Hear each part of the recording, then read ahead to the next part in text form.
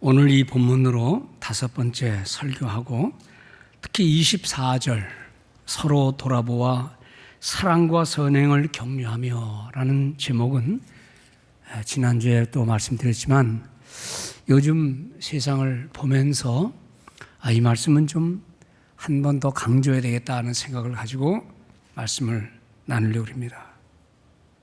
제가 지난주일 설교 때에 1, 2부 때는 제가 실명을 거론했지만 3부 때는 되게 녹화로 나가니까 제가 실명을 거론은 안 하겠습니다만은 1970년 초에 제가 중고등학생들을 지도할 때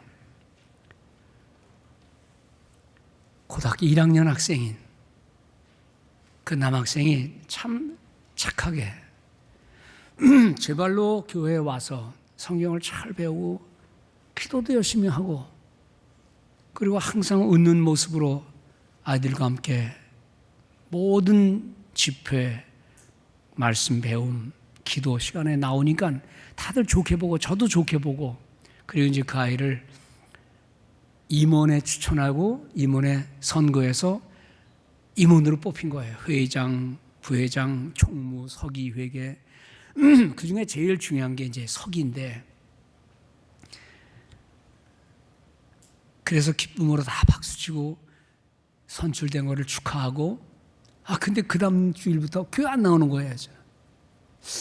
웬일인가 하고 했더니 나중에 여러분 말씀드린 대로 그 집에 찾아갔더니 그 누이들이 뿔이 이렇게 나가지고 왜 우리 교회 잘 나가는 동생을 교회 못 나가게 했느냐. 그래서 그게 뭔가 오해되구나 싶었는데 나중에 알고 보니까 그 학생이 말 더듬이었다는 걸 말씀드렸잖아요. 그러니까 남하고 얘기를 못하는 거예요.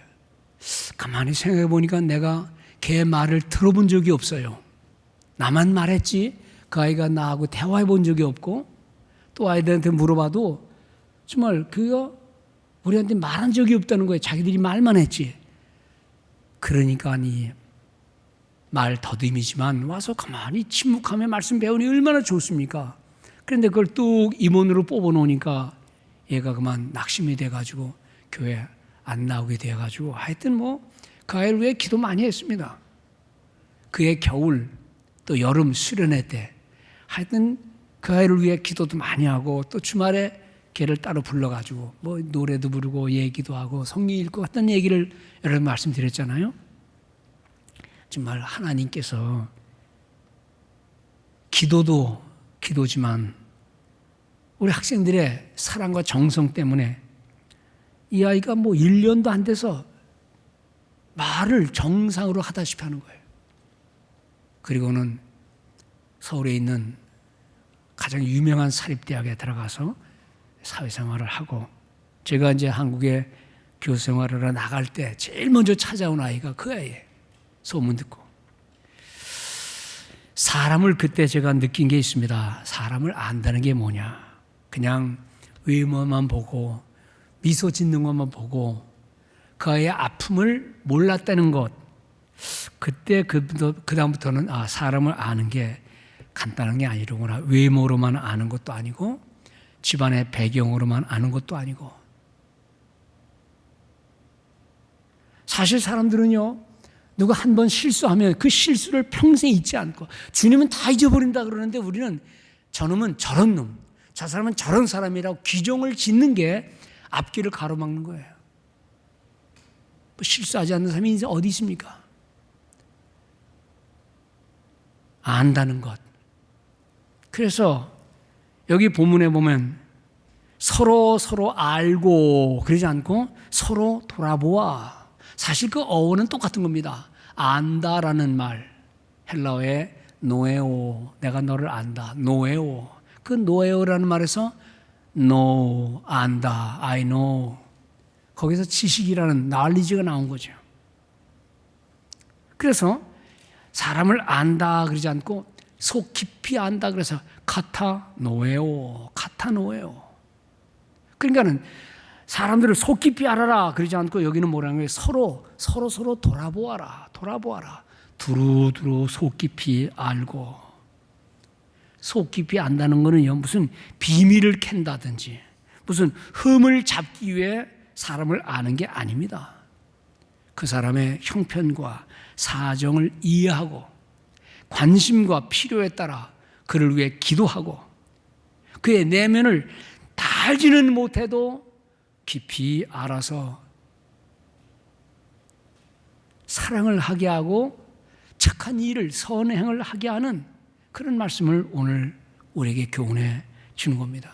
특별히 요즘 코비드 시대처럼 또 하나의 소문 나면 그걸 그냥 여기저기에 퍼담아 담고 사람을 죽게 만들고 실신하게 만들고 아예 나타나지 못하게 만드는 그런 일들이 이 사회에 얼마나 많습니까? 참, 그 가짜 뉴스를 왜 처벌하지 못하는지 모르겠어요.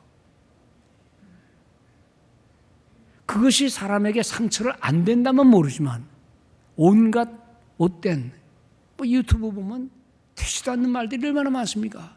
그런데 표현의 자유니 언론의 자유니 하면서 그저 그걸 그냥 묵인하는 걸 보면서 이 사회가 정신적으로 피폐해지고 그리고 사람의 가치를 아주 농락하는구나 하는 생각을 종종 하게 됩니다. 예수님의 생애 중에서요, 예수님이 사람들과 함께 대면할 때에 주님이 가진 그 눈길, 말씀, 그걸 보면 얼마나 애틋하고 얼마나 애정어리고 눈물과 불쌍히 여기는 마음을 가졌는지 우리 성경에서 보면 그런 장면을 많이 봅니다. 그 중에 하나가 마가복음 10장에 나오는데요. 마가복음 10장에 보면 뒷부분에 보면 이런 내용이 나와요. 46절 이후에 맹인 바디메오가 고침받는 사건입니다.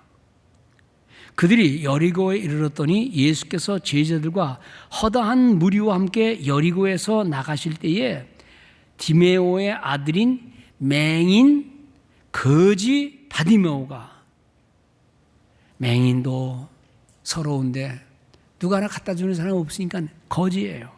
근데 길가에 앉아 있는데 나사렛 예수라는 말을 듣고, 즉 예수님이 가신다는 얘기를 듣고 나사렛 예수라는 말을 듣고 소리질러 뭐라고 말하는 거니? 다윗의 자손 예수여, 나를 불쌍히 여기소서. 다윗의 자손 예수여. 이게 무슨 고백인 줄 압니까? 그냥 나사렛 예수라는 말하고 다윗의 자손 예수라는 말은 차원이 다른 얘기예요. 예수라는 말은 구원자죠. 그런데 다윗의 자손이라는 말은 먼 옛날부터 이스라엘의 구원자, 이 땅에 빛을 비추는 자가 올 텐데 그는 다윗의 후손일 것이다 라고 늘 말씀을 알고 있어요. 그러니까 다윗의 자손이라는 말 속에는 그의 신앙이 들어있는 겁니다. 예수라는 말은 구원하시는 분이니까 메시아를 얘기하는 거예요. 메시아요 구원자인 다윗의 자손 예수여라고 소리를 지르는데 그 다음이 기가 막혀요. 뭐라 그런 거니? 많은 사람이 꾸짖어 잠잠하라 하되, 여러분들 잠잠해라 그렇게 말했겠어요? 야 시끄럽다, 조용히 못해, 지금 감히 어디라고 떠들고 있어, 그랬겠죠. 그러니까 그때 이 사람이 얼마나 다급한지 더욱 크게 소리 질러 이르되 다윗의 자손이여 나를 불쌍히 여기소서. 여러분 이 장면을 한번 상상해 보세요. 맹인, 거지. 그때 제자들도 있었고 수많은 사람들이, 예수를 둘러싼 수많은 무리도 있었는데 그 소리를 듣고 사람들이 다 조용히 못해, 시끄럽다라고 말할 때에 그때 성경 뒤에 보면 주님께서 stop 하신 다음 call him, 그를 데리고 와라. 데리고 와라. 그리고 하신 말씀이 내가 네게 뭐 해주기를 원하느냐. 주여 내가 보기를 원하나이다. 지체 없이 주님 네 믿음대로 되라. 소경을 고치는 사건이 있었습니다. 저는 이걸 보면서 똑같은 현장에 수많은 사람들과 한 고통 외치는 사람과의 사이에서 주님은 어느 편이었느냐. 너 왜 함부로 떠들고 있어? 주님은 그렇게 말씀 안 하셨어요. 제자들과 무리들은 조용히 못하라고 소리 질렀는데 주님은 스탑하시고 불러오라. 그리고 네 원하는 게 뭐냐. 여러분, 이 장면에 두 개의 시선을 보는 겁니다. 하나의 시선은 몽관이 시끄럽게 떠든다고 또 소리치는 그 많은 무리들과 제자들의 시선. 또 한 시선은 그렇게 외치는 사람을 불쌍히 여기시는 예수님의 시선. 어떤 게 바른 시선입니까? 많은 사람이 떠들고 시끄럽다고 외치는데 주님은 불러와라. 이런 두 개의 시선은요, 많은 곳에서 같이 가요. 나병 환자 고치실 때, 중풍병자 고칠 때에, 귀신 들리자 고칠 때에, 혈루증으로 여인이 앓을 때에, 문둥병자들이 가까이 못하고 저 멀리서 소리 지를 때에 주님은 모른 척하고 간 것도 아니고, 사람들은 시끄럽다, 조용히 하자, 빨리 갑시다 그럴 때 주님은 발걸음을 멈추시고 그를 불러주신 거예요. 이런 생각 해볼 수 있죠. 그렇다면 제자들이 주님을 더 잘 아는 건가, 아니면 다윗의 자손 예수여라고 외치는 거지 맹인이 예수님을 더 잘 아는 것일까? 오늘날도 마찬가지입니다. 우리가 예배에 익숙하고 직분이 있고 늘 뭐든 다 잘하는 것 같아 할지라도 정말 주님이 원하시는 마음이 어떤 누구의 마음이었는가? 과연 우리는 이런 사람들을 주변에서 볼 때에 주님의 시선으로 바라보는 그 믿음을 가지고 있는가? 20년 동안 학생들을 가르치면서 별별 일이 다 있었지만 제일 그 강의하는 사람의 속상한 게 뭐냐 그러면 늦게 오는 거예요. 늦게. 사실은 수업 시작하면 기도하고, 그리고 이제 오늘은 뭘 수업한다, 너희들 언제 시험 볼 거니까 준비하라, 그 얘기를 이제 제일 먼저 한단 말입니다. 그 말 하기 전에 제가 성경 구절을 하나 꼭 본문을 읽고 한 1, 2번 더 설명해 줘요. 그래서 어떤 학생들은 수업은 둘째 주 그 얘기를 듣기 위해 오는 학생들이 많아요. 그 얘기를 듣기 위해서. 근데 어떤 녀석들은 관계도 하지 않고 10분, 15분 늦게 오는 거예요. 그래서 똑같은 얘기를 또 해야 되죠. 그러면 이제 숙제를 얘기한다든지 강의 핵심을 얘기하든지, 그러면 제가 생각할 때 그럼 일찍 온 애들은 두 번이나 들으니 손해잖아요. 그래서 제가 하루는 그랬습니다. 이제부터 늦으면 무조건 감점이다. 아무리 니들이 시험을 잘 봐서 A를 할지라도 걔는 B를 준다. 항상 출석을 부르거든요. 출석 부르는 이유는 학생들 이름을 좀 제가 머릿속에 집어넣으려고 하는 거예요. 한 7, 80명 이름 빨리빨리 불러도 몇 분 지나가니까 아깝긴 하지만 그래도 아이들 이름을 불러주는 게 좋을 것 같아서 일부러 부르는데, 꼭 늦게 오는 아이들은 꼭 늦게 와요. 어디서 늦게 오느냐? 그것도 학교 안에 있는 기숙사에 있는 애들이 늦게 와요. 멀리 인천, 평택, 수원에서 오는 애들은요 1시간 먼저 오는 애들이 많아요. 그리고 와서 영어 공부하고 유학 준비하고 그리고 착실하게 하는데, 그래 하루는 제가 읽겠습니다. 이제 앞으로는 무조건 늦으면 무조건 감점이다. 아무리 시험을 잘 봐도 A 없다. B면 C고 C면 D고 D는 F다. 꽉 선전을 하고 그 다음에 이렇게 말했어요. 앞으로 2, 30분 늦는 애들은 무조건 F다. 올 생각하지 마라. 사실 그게 필수 과목이 아니고 선택 과목이니까 아이들 안 와도 돼요. 근데 한 7, 80명 와 있으면 귀찮거든요. 그래서 늦으면 무조건 F다. 15분, 20분, 30분 늦으면. 그런데 이제 애들이 안 늦으려고 애를 쓰는데요. 어떤 녀석이 또 한 30분 늦게 온 거예요. 그래서 내가 너는 F다. 속으로 생각하고 이름이 오지? 이름 적고 오다가 딱 아이들은 모르지만 제 추석부에다 F라고 썼어요. 그리고 이제 수업 끝나고 지나가다 내 방에 좀 와라. 그랬더니 와요. 너는 왜 늦었느냐? 이제 사정 얘기하는 거예요. 그 학생이 멀리서 오는데 꼭 어디를 들렀다 오는 거니 큰 아파트 단지를 스탑해서 거기서 차 3차를 한 20대 정도를 선 3차를 하고 그 학비를 벌어서 공부하는 아이예요. 그걸 저는 몰랐죠. 근데 그러면 내가 너 일찍 가서 하면 될 거 아니야 그랬더니 그날따라 그 20대인가 몇십 대 차를 운전하는데 그 번호를 보고 있는데 그 차가 요 번호에 있어야 되는데 없다는 거예요. 그래서 그 차가 없어서 그 차를 찾느냐고 그 넓은 아파트 다 헤매고 다니다가 30분 이상 늦은 거예요. 근데 그날 전에 이제 아마 차 주인이 차를 대려고 이제 약속된 곳이 있으니까 근데 누가 딴 사람이 대니까 이 사람이 딴 데를 빙빙 돌다가 다른 먼 곳에 차를 대고 들어왔는데 이 착한 학생이 그 차를 찾아서 닦고 학교에 오는 늦었다는 거예요.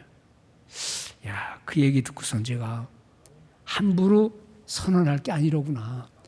무조건 늦으면 제가 그랬거든요. 이유 여하를 막론하고 무조건 F다. F 좋겠습니까? 다시 제가 치웠죠.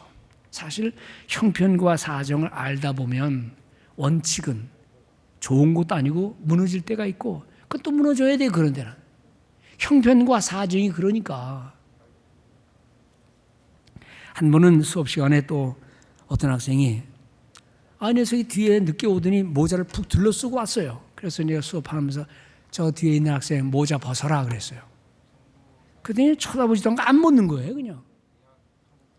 여러분 뭐 선생이 돼가지고 2번, 3번 모자 왜 안 벗어? 그럴 수는 없잖아요. 그냥 뭐 그런가 보다. 못된 놈이로구나. 근데 수업 시간 내내 한 번도 제 얼굴을 안 쳐다봐요.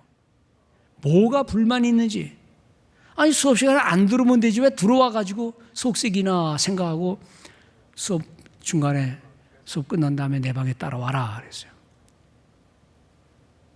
그 학생이 더 세상 말로 쫄았겠죠. 수업이 다 끝나고 3시간짜리 수업인데 끝나고 이제 제 방에 들어오는데 따라왔어요.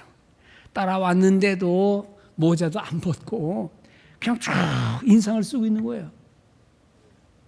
내 속으로 무슨 사연이 있는 놈이로구나 생각하고 그때가 이제 마지막 수업이라 저도 배도 고프고 그래서 야, 너 할 말이 좀 있겠지만 밥부터 먹자. 우리 배, 난 너무 배고프다. 저녁 안 먹었지? 당연히 안 먹었지요.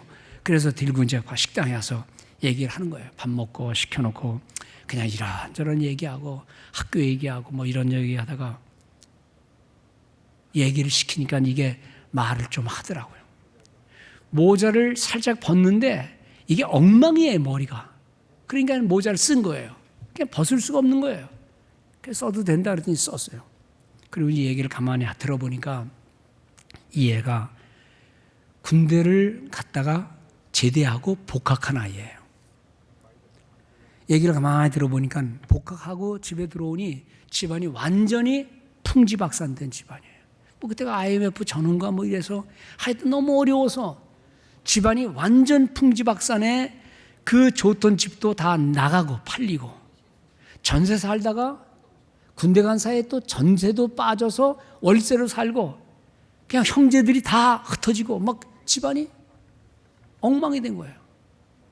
그보다 더 엉망된 거는 군대 가기 전에 사귀었던 애인이 있었는데 그 애인이 군대 간 사이에 그만 딴 데로 간 거예요. 그러니까 절망의 절망이에요. 아무것도 희망이 없는. 그래서 낙심하고 그런데 학기는 시작됐는데 등록금 댈 것도 없으니 그냥 학교에 갈 마음도 없는데 그래도 어떻게 해요?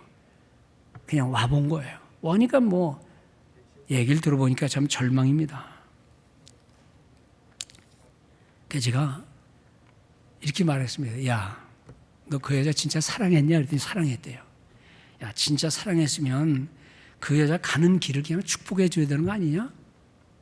너 하나님께서 이 다음에 누군가를 예비하고 있을 줄 믿고 네가 주님의 일을 충실히 하고 공부 열심히 하면 또 하나님이 적합한 사람 보내주겠지. 뭐 그거 가지고 그렇게 고민하냐? 그런 남자들이 세상에 한둘인 줄 아냐? 아버지 사업 실패? 야, 세상에 대한민국 사람이 다 실직하고 다 망가지는 그런 상황에서 아버지라고 별 수 있겠니? 그러면서 얘기하면서 그랬습니다. 야, 너 역사에 남을 만한 위대한 사람들이 받은 상처, 실패, 너 그거 아직 못 읽어봤구나. 아브라함 링컨 얘기도 해줬어요. 하는 일마다 안 되고 애인 도망가고 선거에 계속 떨어지다가 의지를 굽히지 않고 끝까지 하다가 하나님이 그를 일을 하게 하시는 하나님, 그거 알지 않냐? 그런 얘기는 어디다 써먹으려고 그러냐? 자네 이런 말 들어봐서 삶의 절망의 끝자락에서 나락에서 그때서야 깨닫게 된다는 거, 그런 거 많지 않냐. 배신, 절망, 질병, 그리고 그것 때문에 자살, 사고, 별일 다 있잖아. 근데 아버지는 아직도 건강하게 있잖아. 아버지 자살하지 않으셨잖아. 지금 수많은 사람들이 어려움 갖고 있는데 아버지 살아계신 것만도 감사하고, 학비 없다고? 야, 학교 그만두고 1년 동안 아르바이트 해라. 나가서 막노동 해라. 그리고 집안 살림 못해라. 그게 뭐 큰 대수라고. 왜 그렇게 못하냐? 너 오늘 밤에 가가지고 아버지하고 모시고 밖에 바람 쐬러 나가자. 그리고 지금 이런 때는 네가 아버지를 위로해야 된다. 너가 그만큼 절망하면 아버지는 그 죄책감 때문에, 무능함 때문에 무슨 얼굴을 들고 살겠냐. 아직 살아계시니까 가서 의뢰해드리라. 등록금 못 냈다 그러길래, 야, 아직 등록 기간이 좀 남았잖아. 너 같은 어려운 사람을 위해서 학교에서 장학금 준비하고 있으니 걱정 마. 내가 한번 힘써볼게. 그래서 등록하게 했어요. 여러분, 이런 얘기는 뭐 크든 작든, 남의 얘기든 내 얘기든, 내가 아는 사람의 얘기든 모르는 사람의 얘기든 얼마든지 있을 수 있는 얘기들 아닙니까? 아니, 나라가 통째로 무너졌어요. 백성이 절망 속에 있을 때 하나님께서는 선지자를 통해서 너희 하나님이 이르시되 너희는 위로하라. 내 백성을 위로하라. 아니, 실패를 경험하지 않게 하고 승승장구하게 하면 됐지. 왜 위로를 하라 그러나? 위로 없는 그냥 승리만 주면 될 거 아니냐. 그런데 인간은요, 그렇지 않다는 거예요. 하나님의 징계가 때로는 있을 수 있고, 우리의 허물과 실수로 넘어지는 경우 있을 때 주님은 일으키시는 것이죠. 이사야 42장에서 말씀합니다. 상한 갈대를 꺾지 아니하시며 꺼져가는 등불을 끄지 아니하시는 하나님의 사랑, 이 사랑 믿고 하나님의 자비에 기대어 백성들아 일어나라, 나라여 일어나라, 성경은 말씀하고 있는 거죠. 이사야 43장에 그렇게 합니다. 두려워 떨고 이방 백성이 쳐들어오는 그 절대절명의 위기 속에서 너는 두려워하지 말라. 내가 너를 구속하였고 내가 너를 지명하여 불렀나니 너는 내 것이라 라고 말씀하는 거예요. 이 말씀들이 먼 옛날 우리와 관계없는 이스라엘 백성들에게 주신 말씀이라고만 생각하지 말고, 그 하나님이 내 하나님이라 라고 믿는 사람들에게는요, 삶의 어려움과 위기와 눈물 속에서 이 말씀을 생각하면서 위로받고 이 말씀으로 위로를 나눠주면서 이 어려운 시대지만 감당할 수 있는 믿음의 길을 가는 우리 모든 성도들 되시기 바랍니다. 어두워가는 인생, 사실은 정말 종말을 향해 가는 세상이에요. 여러분들, 우리는 지금 먹고 살기 위해서 직장 생활하면서 다 신경 못 쓸지 모르지만은요, 우주에 돌아가는 이야기, 지구에 지금 돌아가는 이 모든 현상들을 보면 오죽하면 몇십 년 후에 겨우 도달할까 말까 할 그 별들을 연구하고 거기에 깃발 꽂고 거기 사람 살 수 있는 없나를 찾아보는 시대가 지금 이 시대 아닙니까? 수백 년 어떤 별, 우리가 가고 싶은 별이 하나 있는데 그것은 500만 년 가야 돼. 500만 년. 500만 년? 아니 500년도 못 가는데 500년? 그래 500년. 그러더라고 어떤 그 과학자가. 거기 가려면 부부끼리 여자 남자 같이 가야 된대요. 그래서 자식 낳고 또 어른은 100년 되면 죽으면 또 같이 또 가고, 그래서 500년, 500만 년을 가야 되는데 가능한 거냐? 그래도 과학자들 가능하다고 그러는 거예요. 어떤 사람이 그러더라고요. 그런데 우리는 열심히 있어서 가서 이제 아기를 낳았어. 그 애가 계속 자라고 우리는 우주선에서 계속 성장하고 늙어서 죽는 순간에 아들한테, 이 아들아 저 별 가는 거 잊지 마라 라고 말할 때 그 아들이, 아빠 왜 가요 거기를? 좋은 땅 놔두고 왜 가요? 나 안 갈래요. 그렇게 말하면 될 거냐 가다가 500만 년 가는데 500년 가는데. 아주 우스꽝스러운 얘기지만 그런 거예요. 있는 현실을 아까워하고 잘 가꾸고 주어진 생명의 시간에 좋은 일 많이 하고 착한 일을 해야 되는데 자꾸만 또 다른 꿈을 꾸면서 헛된 욕망을 품고 살아가는 이 세상의 현실에 대한 안타까운 모습들을 우리는 보는 겁니다. 인생의 어두운 모습 없는 거 없어요. 다 있어요. 그러나 어두운 그 순간에 우리가 하나님을 바라보고 주님을 위로 삼고 하나님과 동행하는 그런 삶, 우리가 하나님을 안다는 말이 뭡니까? 안다는 말, 주님을 이해하고 주님을 사랑하고 주님과 공감을 느끼기 때문에 우리는 하나님 말씀을 들을 때 아멘 그렇습니다라고 공감하는 거죠. 그런 믿음을 가지고 하나님을 우리 하나님으로 삼아가는 성도들 되시기 바랍니다. 이게 좋은 얘기인데요. 어느 전철에서 미국에서 전철학관에서 있었던 얘기인데 누가 이렇게 글을 썼더라고요.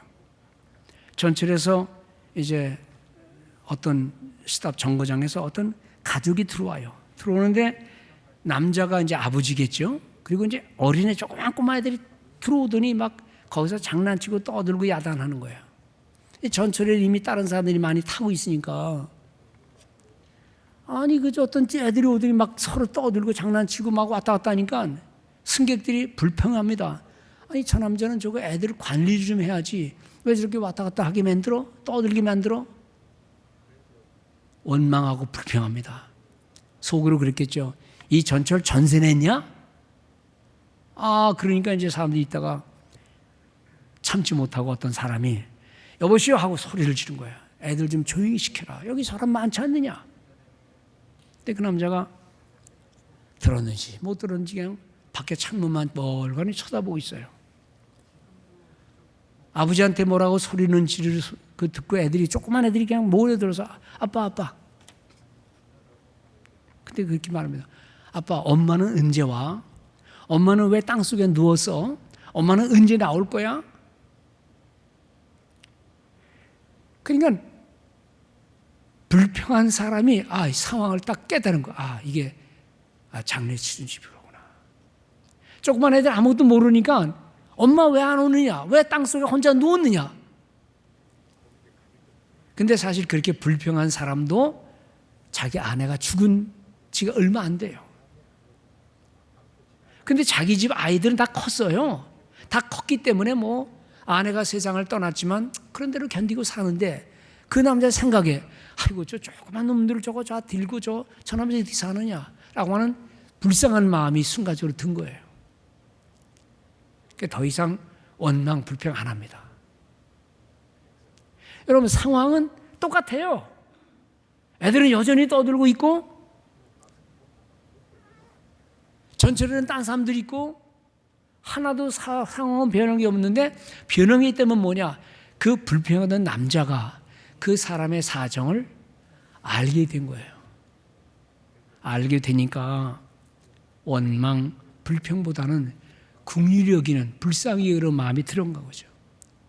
사실 삶이라고 하는 것은 많은 걸 볼 때에 상황의 변화되기를 바라보는 게 아니라 그것을 바라보는 내 마음이 변화되면 상황은 전혀 다른 것으로 이해되는 거죠. 그래서 우리는 안다는 게 뭐냐? 그것을 I know, knowledge라고 말하지 않고 understand.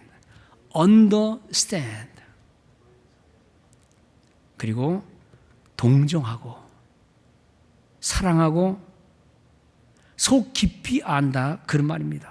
그래서 속 깊이 아는 것과 그냥 겉으로 아는 것과는 달라요. 저런 나쁜 놈이라고 말하지만 사실 그 뒷면을 보면 그래서 그런 거로구나 라고 알게 되죠. 우리 주님께서 인생을 바라보는 시선과 우리가 사람과 사람끼리 바라보는 시선은 이런 차이가 있다는 거예요. 어떤 분이 제게 조그만 글을 하나 보냈는데 아주 설교 준비하다가 딱 이 말씀을 했는데 이게 딱 맞는 말이에요. 그래서 제가 소개합니다. 인도의 시성이라는 시인 중에 최고죠. 타고르라는 시성을 알 겁니다. 그의 집 마당을 쓰는 하인이 있는데 아침에 일어나 보니까 이놈 하인이 오지도 않고 마당은 쓸리지도 않고 시계를 보니까 3시간 동안이나 안 오는 거예요. 탁으로 마음속에 이놈 오기만 하면 내가 가만 안 두겠다. 당장 해고시켜야 되겠다. 이렇게 불성실할 수 있나? 빗자루 내놓게. 넌 당장 해고야. 집에 가. 짐 싸가지고 가. 이때에 그 하인이 말합니다. 주인님, 죄송합니다. 사실은 어젯밤에 딸 아이가 죽어서 오늘 아침에 묻고 오는 길입니다. 이 글 속에서 탁오로는 그 말을 듣고 이렇게 말합니다. 인간이 자기의 입장에서만 모든 걸 생각했을 때 인간이 얼마나 잔인할 수 있는가. 사실 탁오로만 그런 게 아니죠. 우리 모든 인생이 그렇죠. 예? 상대방을 알지 못할 때, 그 백그라운드를 이해하지 못할 때, 자식도 마찬가지고 누구도 마찬가지입니다. 배경을 이해하지 못할 때는 사람은 잔인하게 사람을 말로 죽일 수가 있다 이 말입니다. 마음으로 미워하고 사람을 죽이면 먼저 자신이 죽어요. 뭐가 죽습니까? 신앙이 죽어요. 양심이 죽어요. 그리고 상대방에도 그런 악을 행할 수가 있다는 겁니다. 그래서 이해한다, 동정한다, 감동받는다는 말은, 더 나아가 사랑한다는 말은 얼마나 중요한 말인지, 당시의 상황과 배경을 이해하게 되면, 사람을 좀 더 속 깊이 알게 되면, 그래서 카타노에오, 그냥 아는 게 아니라 조금 깊이 알면 우리의 마음과 태도와 말이 달라질 수 있다 이 말이죠. 그래서 상대방이 하는 행위로만 안다, 결과만 안다. 주님은 절대로 결과만 가지고 말씀하지 않았어요. 그의 삶의 동기와 그의 삶의 배경을 보고, 그래서 예수님이 가진 시선과 제자들이 가진 시선은 차이가 있죠. 믿는 자들과 안 믿는 자들이 바라봐야 하는 시선은 차이가 있어야 한다 이 말씀입니다. 주님의 눈 그리고 제자들과 대중들의 눈은 차이가 있는데, 이것은 시력의 차이가 아니라 사실은 마음의 차이죠. 여러분, 우리가 이런 꽃이, 집에서 꽃나무도 저도 많이 키우는데, 이 꽃들도요 예쁘게 싱싱하게 잘 자라가려면 세심하게 관찰을 해주고, 손집어서 물이 없네, 물 좀 줘야 되겠다. 햇빛이 너무 세면 그늘에 놓고, 햇빛이 간간히 들어오면 햇빛 좋아하는 꽃은 햇빛으로, 햇빛 있으면 죽는 나무들이 있어요. 그건 또 그늘로 때때로 문질러주고 때를 먼지를 닦아주고 하면 금방 죽을 나무도 오래 살지요. 짐승을 키우는 그 사람들의 마음, 아이고 저걸 왜 키워라고 말할지 모르지만 사실 짐승 키우는 그 애틋한 마음도 이해는 해야 돼요.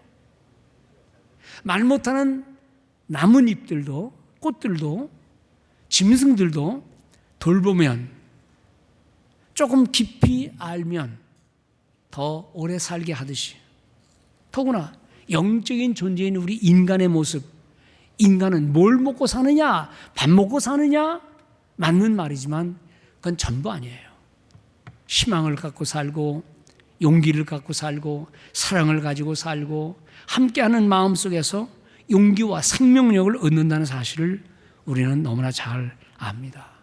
약점 덮어주고 보완해주고 기도해주고 의료해주면서, 그래서 히브리서 그 쓸 당시는 너무너무 어려운 잔인한 시대였지만 히브리서의 저자는 이렇게 말합니다. 13장에서 형제 사랑하기를 계속해라. 여러분, 계속 못할 이유가 있지요. 계속할 필요가 없죠. 왜냐하면 보는 것, 내가 느끼는 판단 때문에. 그러나 성경은 뭐라 그럽니까?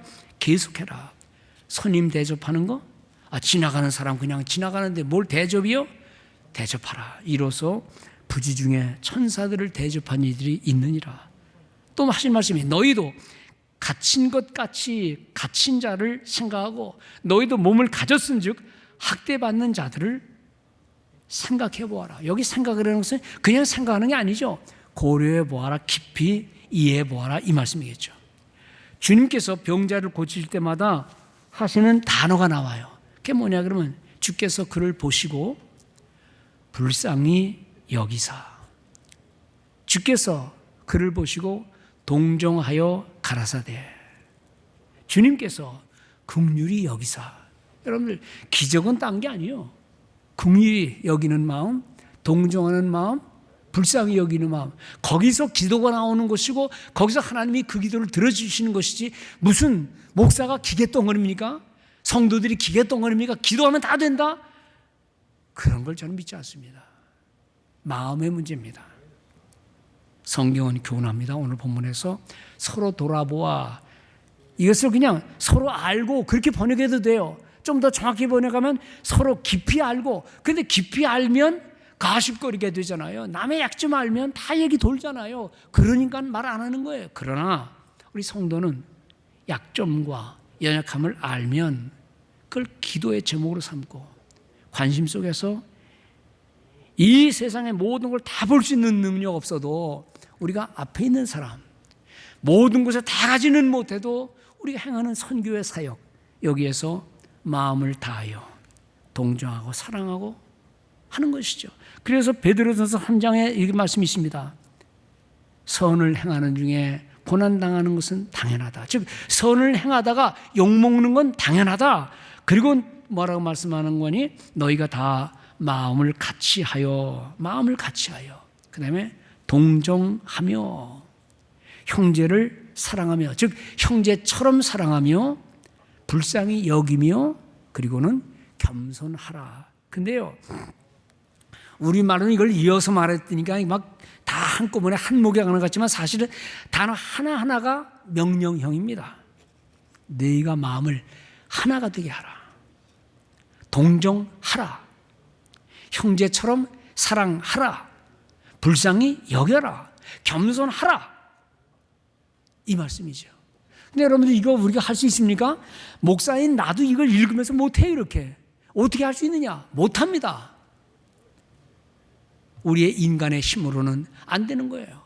해도 한두 번은 하겠지만 지속은 못하는 거예요. 그럼 어떻게 할 수 있는 거냐? 바로 그러기 때문에 오늘 우리가 읽은 19절 20절 오늘 읽지는 않았지만 이게 기초입니다. 형제들이야, 우리가 예수의 피를 힘입어. 예수의 피가 무슨 힘이 있습니까? 그러나 예수의 피, 하나님의 사랑은 이 모든 것들을 가능케 하는 원동력이 된다, 이 말입니다.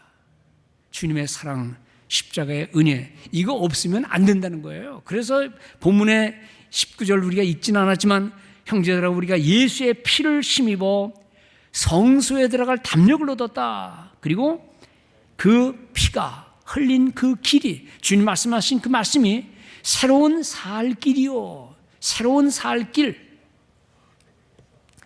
현대인의 성경은 그것을 새로운 생명의 길, 새로운 생명을 주는 길, 사람을 살리는 생명의 길이라고 말씀하고 있습니다.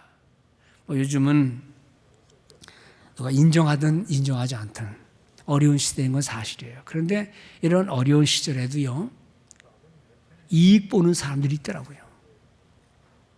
어려운 시절에 더 괜찮게 사는 사람이 있더라고요. 나는 행운이다, 야 이건 나는 웬 떡이냐 라고 말할 게 아니라 그런 여력의 힘을 가지고 어려운 이들을 돕고,